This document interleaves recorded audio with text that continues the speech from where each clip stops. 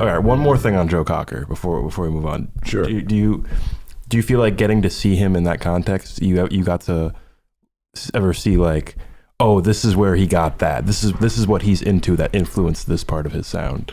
Well, we got to be friends, and we talked about music all the time. And, if it's not apparent, let it be known that Ray Charles was a huge influence on him.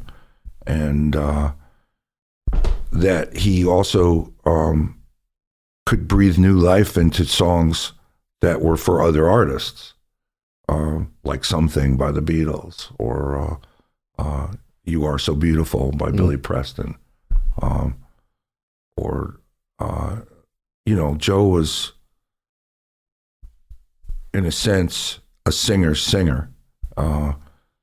You weren't going to hear him on commercials, although there were probably a half a dozen guys in New York that made a living sounding like Joe.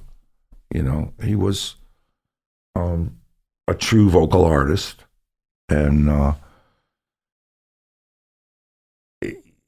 when we would talk about music, it was about a lot of his favorite stuff, some of which didn't involve male singers. It was just cool. And when you saw his hands doing what looked like kind of awkward finger wiggling and stuff like that, he was playing air instruments, air keyboards, air guitar.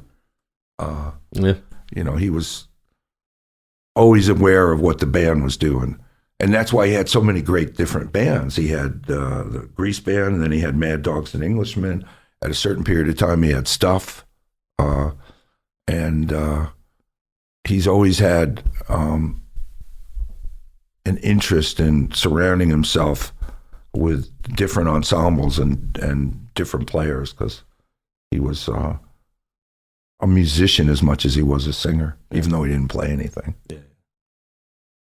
Yeah, Joe Cocker is super bad.